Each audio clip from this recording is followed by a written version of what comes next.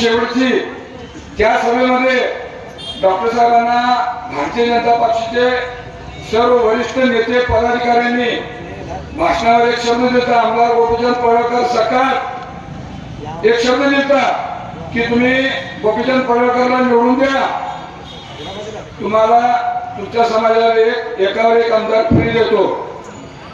नंतर काय झालं, गोपीचंद पडळकरला सगळ्यांनी मी होतो त्यात, आपण सगळ्यांनी निवडून दिलं. मी एक ओबीसीचा नेता म्हणून त्याच्या मागे लागून त्याला निवडून दिलं मी. परंतु नंतर आमचीच माफा काढायला लागला, मुस्लिम समाजावर टीका टिप्पणी करायला लागला, अल्पसंख्याक जातीवर टीका टिप्पणी करायला लागला.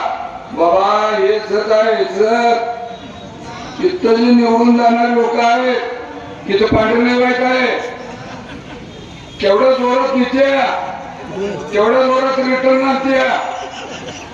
तर आपण आमदार साहेब तिथून पुढल्या काळात जरा लहान ठेवून बोलावं, अपक्ष अल्पसंख्याकांच्यावर किंवा कोणाच्यावर बोलत असताना विचार करावा. तुम्ही 9 महिने 9 दिवसच घेतलाय, आम्ही 9 महिने 9 दिवसच घेतलोय.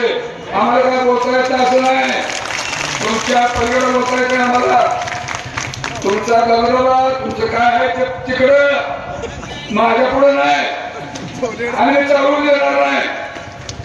माझ्या मागं बांधकाम कामगार संघटित शक्ती आहे, माझ्या मागं ओबीसी समाजाची शक्ती आहे, माझ्या मागं बहुजन समाजाची शक्ती आहे, माझ्या मागं जर तलवार पूर्ण महाराष्ट्र भारतातली पूर्ण शक्ती माझ्याकडे आहे.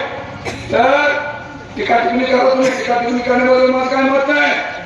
तुम्ही सामाजिक काम किंवा तुम्ही जे काय दिलेले आश्वासन त्याच्याशी टीका टिप्पणी करा, समोरच्या पक्षाची टीका टिप्पणी करा, अल्पसंख्याकांवर बोलणं, मुस्लिम समाजावर बोलणं, वादग्रस्त बोलणं आम्हाला काय बोलता येत नाही. काय तुमच्या पलीकडे बोलता येते आम्हाला, तुमच्यापेक्षा चांगलं बोलता येते आम्हाला. तिथून पुढे त्यांनी भान ठेवावं. जास्त का बोलत नाही, 30 तारखेला बोलतो, 30 तारखेला एकनाथ शिंदे साहेब आल्यावर लक्षात ठेवा. माझ्या मतदार गेलेलो आपण फार मोठी आपल्या हातनं चूक झाल्यासारखं वाटतंय. का मुंबईला जर गेलो कोणतं मंडळ दक्ष आहे ती लोक खालीवर बघतील आपल्याकडं काय हे म्हणून. सांगण्यास तात्पर्य काय, आपण एका भावनेने त्यांना निवडून दिलं. एक ओबीसी समाजाचा एक कणखर नेता आहे, ते उद्या